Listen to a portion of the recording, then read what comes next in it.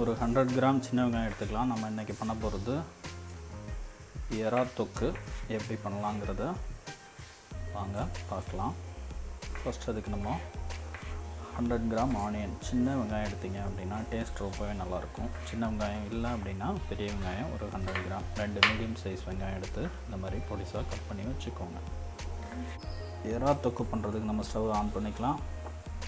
First என்ன பண்ணோம் அப்படின்னா காரத்துக்கு தேவையான அளவு வத்தல் போட்டு நம்ம வறுத்துக்கலாம். கூடவே ஒரு 10 முந்திரி பருப்பு எடுத்துக்கோங்க. ஸோ இதை நம்ம ஃபஸ்ட்டு ராவாக ரோஸ்ட் பண்ணிவிட்டு அதுக்கப்புறமா அது கூட ஒரு தக்காளியை வச்சு மிக்ஸியில் அரைச்சிக்கலாம்.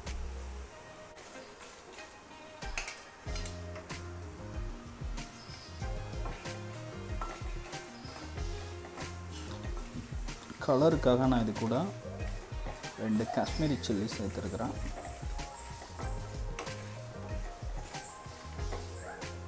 தனியாக எடுத்து வச்சுக்கலாம்.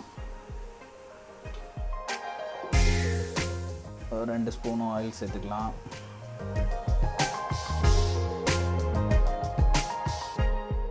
இறால் தொக்கு பண்ணுறதுக்கு ஒரு 2 கிராம்பு, 2 ஏலக்காய், ஒரு சின்ன பட்டை எடுத்துருக்கிறேன். இது கூட நம்ம கட் பண்ணி வச்சுருக்கிற சின்ன வெங்காயத்தை போட்டு பொன்னிறமாகிற அளவுக்கு வதக்கிக்கலாம்.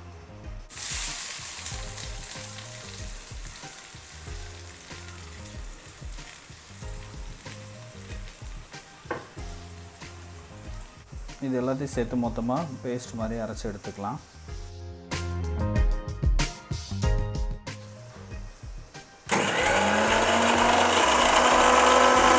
ஃபைன் பேஸ்ட்டாக அரைச்சி எடுத்துக்கலாம்.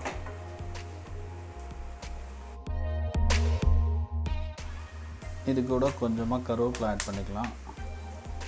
அதை இந்த மாதிரி ஆயிலில் தனியாக ஃப்ரை பண்ணிக்கோங்க. ஃபஸ்ட்டே கருவேப்பிலை போட்டால் நம்மளுக்கு அதோட ஃப்ளேவர், அந்த கலர்லாம் நம்மளுக்கு அட்ராக்டிவாக கிடைக்காது.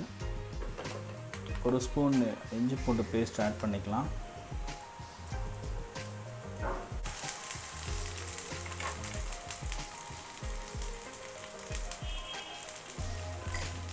கால் டீஸ்பூன் மஞ்சள்தூள் ஆட் பண்ணிக்கலாம். நம்ம இஞ்சி பூண்டு பேஸ்ட் இதில் ஆட் பண்ணதுக்கப்புறமா மஞ்சள்தூள் ஆட் பண்ணிக்கோங்க. 1/2 ஸ்பூன் மிளகாத்தூள் எடுத்துக்கலாம். அது கூடவே ஒரு 1/2 ஸ்பூன் மல்லித்தூள் சேர்த்துக்கோங்க. ரெண்டையும் இந்த மாதிரி ஆயிலில் நல்லா ஃப்ரை பண்ணி விட்டுட்டு இது எல்லாமே நம்ம எறா தொக்கு பண்ணும்போது இந்த மாதிரி ஸ்டெப் பை ஸ்டெப்பாக மிக்ஸ் பண்ணிங்க அப்படின்னா சூப்பராக இருக்கும். இந்த ஆனியனுக்கு தேவையான அளவுக்கு கொஞ்சமாக சால்ட் சேர்த்துக்கோங்க. நம்ம இன்றைக்கி 1/4 கிலோ இறால் எடுத்துருக்குறோம். சுத்தமாக இந்த மாதிரி வாஷ் பண்ணி வச்சுக்கோங்க.